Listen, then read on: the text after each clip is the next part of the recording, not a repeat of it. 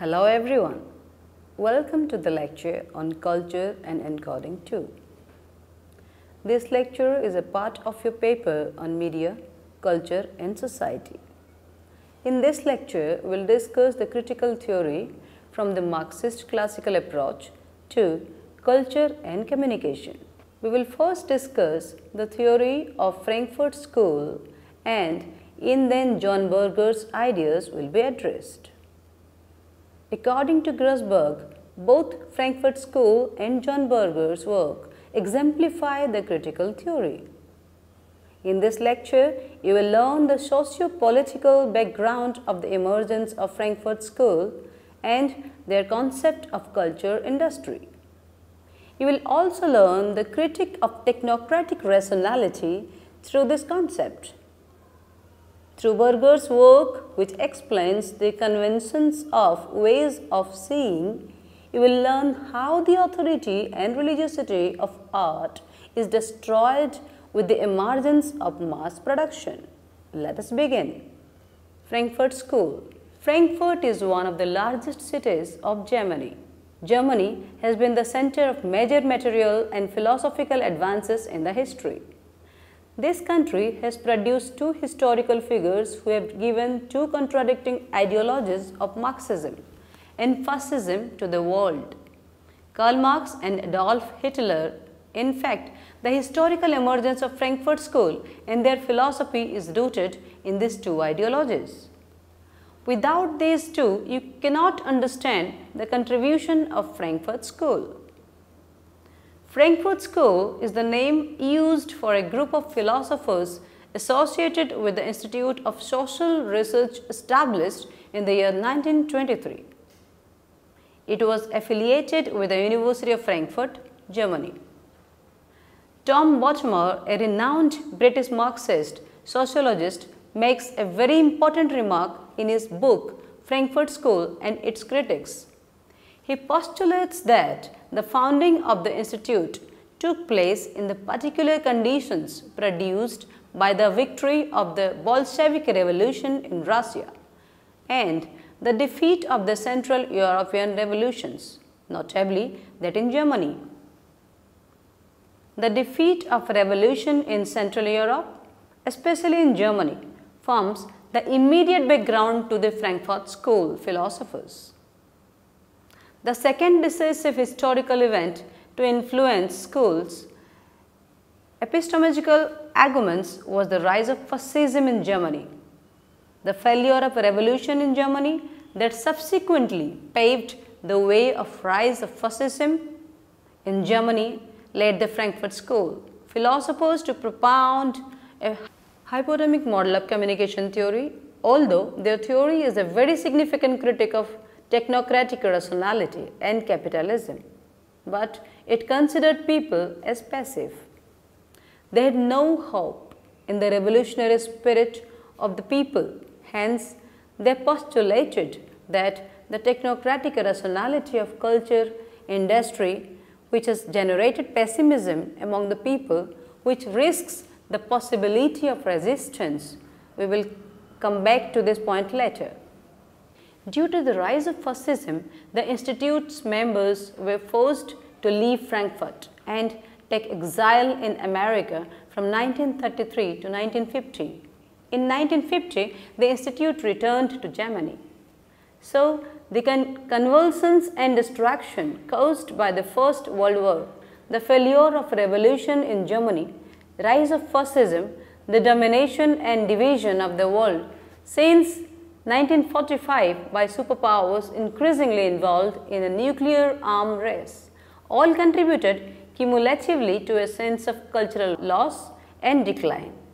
Hence, you will find an aristocratic criticism of mass society in Frankfurt School.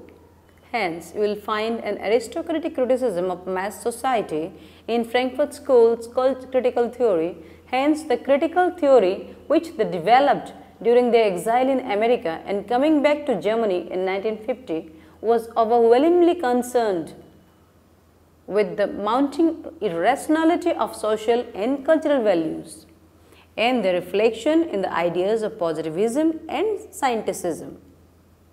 A preeminent place was occupied by the criticism and rejection of positivism, empiricism, and more broadly of any conception of a science of society.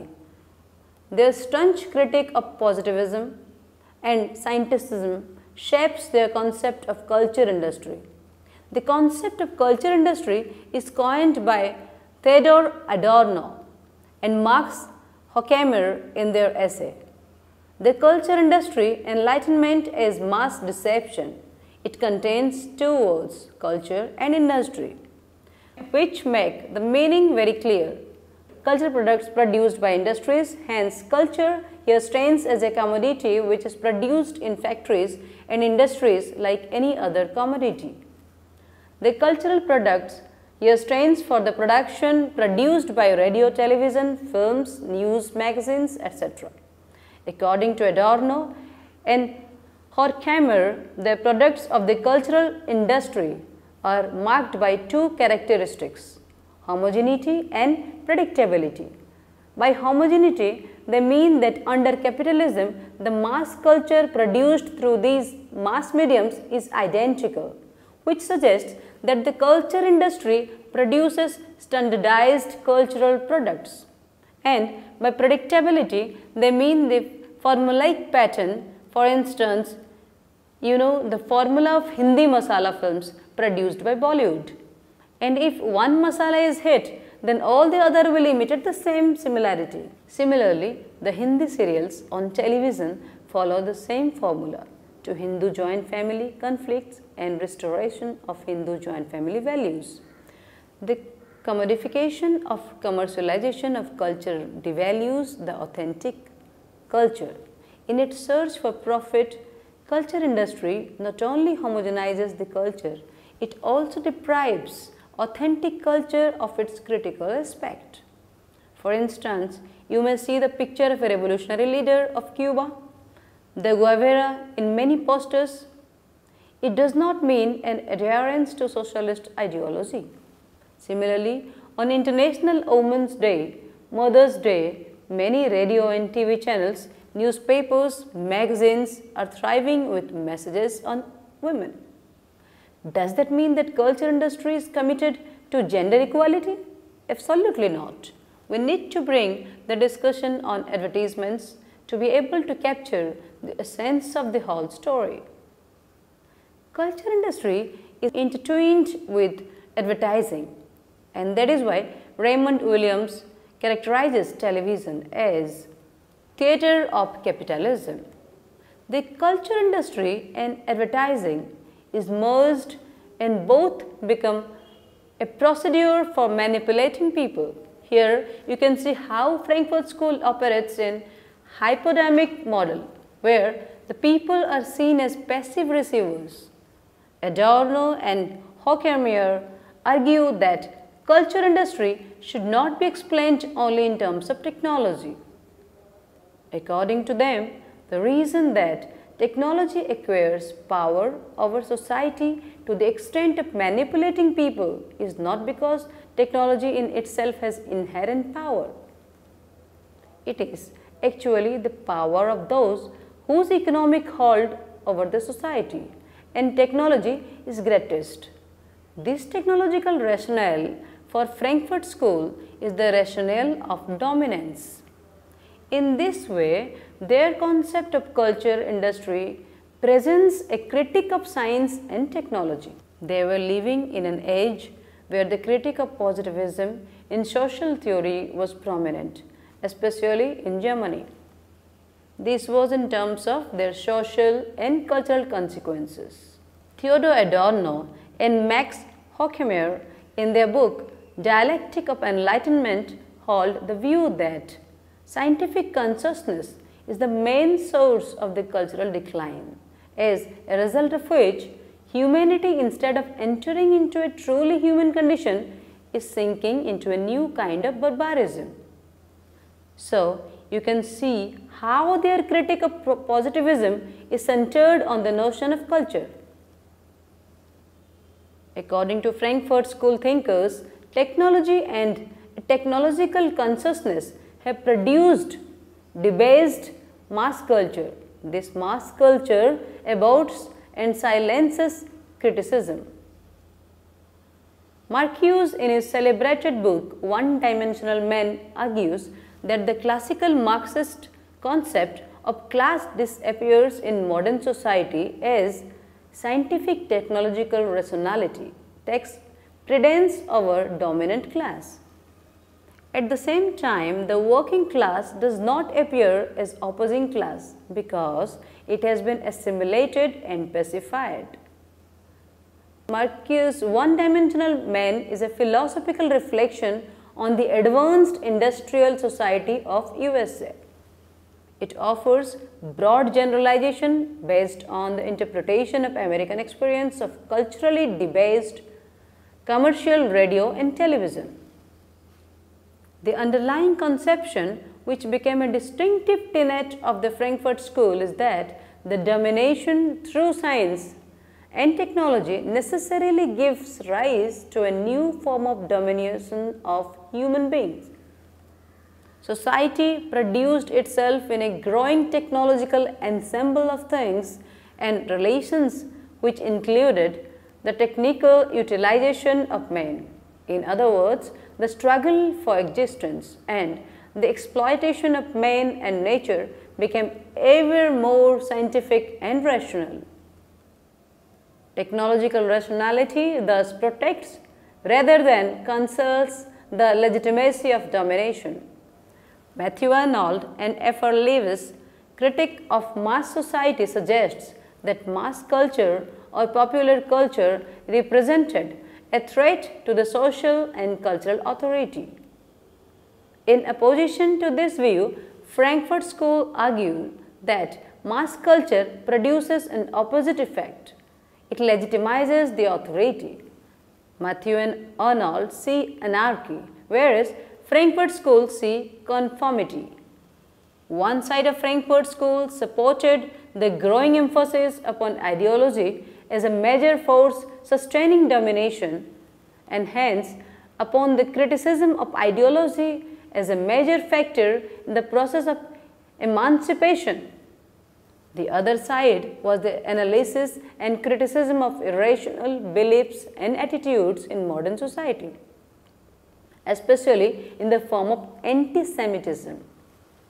The criticism of positivism and empiricism and the attempt to formulate an alternative epistemology and methodology for social theory provided not only the foundation but also range of part of substance of the Frankfurt School's theory of society. Rise and fall of revolutions in Europe. Before we move on to the work of John Berger, let us look at the factor of rise and fall of revolutions in Europe closely in facilitating the evolution Frankfurt School. The revolutions in Russia and Central Europe were an outcome of the misery, carnage and privation produced by the First World War 1914 to 1918. As usual, the price of the war was paid by the peasants, workers and soldiers of the European countries and also their colonies. War produced a situation of wage cuts, rising prices, food shortages as the resources were diverted into war production. Before the war could end, millions of people died of starvation. And this led to a severe internal conflict in European countries, especially Russia and Germany. In Russia, soldiers joined peasants and workers to oppose war and demand more fundamental rights for their survival. Soldiers refused to follow their high ranks. Mutinies took place with the soldiers refusing to fight, shooting their officers and heading for home. The peasants were taking possession of the land. Slogans such as "Down with autocracy," "Down with war" were blowing in the air. Similarly, Bolshevik slogans "Peace, Bread and Land" were rising. For the first time in history, the working class took power in a modern nation state in October 1917. This is known as Bolshevik Revolution or October Revolution or Russian Revolution. It has become torchbearer of revolts in other European nations. But this did not go unchallenged by the counter-revolutionary forces, especially German aggression. The German counter-revolutionary aggression was so severe that Lenin, the leader of the Bolshevik revolution in Russia, said, "Without the German revolution, we are doomed." The counter-revolution in Germany had its reasons in the growing spirit of revolution in Germany. The reason was Germany lost 1.8 million soldiers in the First World War, but half of this number also died of starvation caused by the war. Food production failed because of the compulsory military services which stripped off labor from the land. So, there were hardly people left for agricultural production. Not only this, Germany had faced a naval blockade by Britain, as Britain is known for its naval army.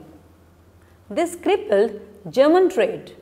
So both agriculture and trade faced severe crisis due to war. In its bid to defeat Britain's Royal Navy, German sailors sacrificed on a vast scale. So, by 1918, German sailors began to revolt and resort to mutiny. They did not just sit tight on their ships, but went on to offensive, organizing armed demonstrations to spread the revolt through the fleet and the docks. Anti-war protests were on the streets. The city was festooned with red flags and socialist banners. So the revolution reached to Germany and German Revolution had begun. So the First World War had mediated the revolutionary action of millions of workers, soldiers, sailors and peasants across Europe. The pressure of industrialized warfare was imposing massive strain on the whole of European society. It had moved beyond Russia and Germany. Mutinies were taking place in other parts of Europe as well. For instance, in the year 1917, a wave of mutinies was sweeping across the French army. Soldiers refused to go back to the line. Similarly, in Italy, in the same year, thousands of soldiers discarded their rifles and streamed away from the front chanting slogan, "War is over, we are going home, up with Russia." The whole of Europe is filled with the spirit of revolution, complained British Prime Minister David Lloyd George in a letter to his French counterpart in 1919. The whole existing order in its political, social and economic aspects is questioned by the mass of the population from one end of Europe to the other. At the end of the war, the epicenter of the revolutionary storm moved from Petrograd to Berlin, from the edge of Europe to its heart, while the countries came close to resolving its tensions through socialist revolution. That this did not happen was to have dire consequences. The left's failure became the right's opportunity. Benito Mussolini's fascists seized the power in 1922 and Adolf Hitler turned Germany. John Berger, let us know, discussed the work of John Berger. John Berger's pioneering book, Ways of Seeing, the based on the BBC television series of the same name, made in the year 1972. He was an art critic, visionary and prodigious writer who transformed the way people perceived art, particularly paintings. He discusses European oil paintings on nudity and examines the depiction of women in art. He argues that the way we see things is affected by what we know or what we believe. When he is saying this, what he means is that people will interpret a work of art according to the prevailing stock of social knowledge. This implies that people do not react to a stimuli mechanically. Whenever an image is presented before people as a work of art, their interpretation of the piece of art is affected by a whole series of learned assumptions about art that concern with beauty, taste, status, civilization, genius, etc. Hence, the social knowledge, or what can be called collective conscience, is already embodied by the image, including photograph and painting. That is why he remarks every image embodies a way of seeing. For instance, whenever we look at a photograph or a painting, it reflects photographers or painters' way of seeing. But he always cautions that despite the fact that every image embodies a way of seeing, our perception or appreciation of an image depends also upon our way of seeing. He says that the relationship between what we see and what we know is never settled. Berger's idea of ways of seeing can be best presented through his analysis of European oil paintings on nudity. In these paintings, women were the principal subject. He examines the established criteria and conventions by which women are portrayed in these paintings. He says that in those paintings, men act and women appear.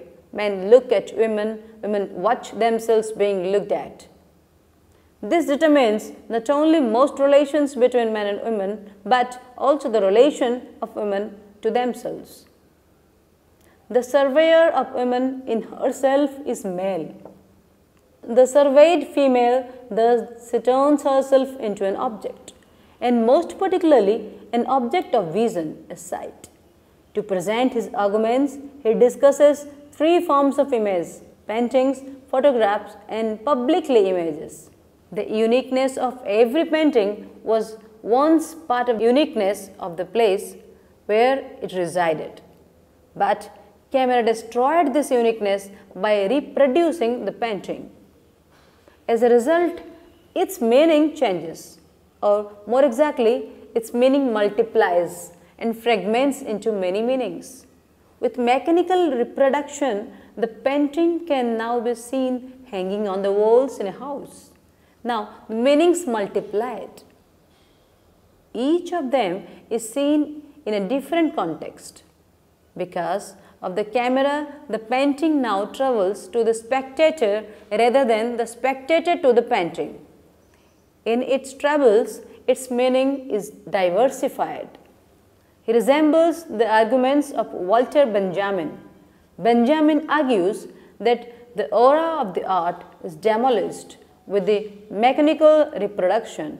Similarly, Berger says that the bogus religiosity now surrounds original work of art in art galleries and museums.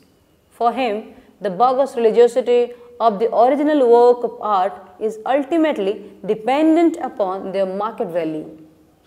When he is using the expression bogus religiosity, he is actually referring to the rise of art galleries and university departments where a certain model of aesthetics is seen as the standard way of appreciating the beauty of a work of art.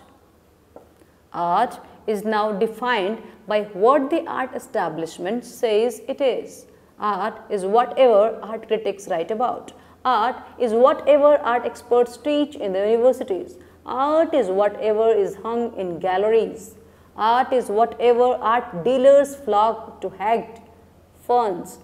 Berger challenged this way of defining and appreciating the work of art. He brought the question of power in constructing the ways of seeing. He says the real question is to whom does the meaning of the art of the past properly belong? To those who can apply it to their own lives, or to a cultural hierarchy of relic specialists. The visual arts have always existed within a certain preserve. Originally, this preserve was magical or sacred, but it was also physical. It was the place, the cave, the building in which or for which the work was made. The experience of art, which at first was the experience of ritual, was set apart from the rest of life, precisely in order to be able to exercise power over it. Later, the preserve of art became a social one. It entered the culture of the ruling class, whilst Physically, it was set apart and isolated in their palaces and houses. But with the mechanical reproduction, the authority of the art is destroyed. For the first time ever, images of art have become ephemeral, ubiquitous, insubstantial, available, valueless, free. They surround us in the same way as the language surrounds us. The art of the past no longer exists as it once did.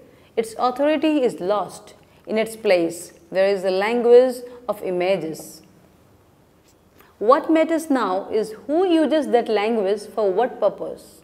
This touches upon questions of copyright for reproduction, the ownership of art, presses and publishers, the total policy of public art galleries and museums. As usually presented, these are narrow professional matters.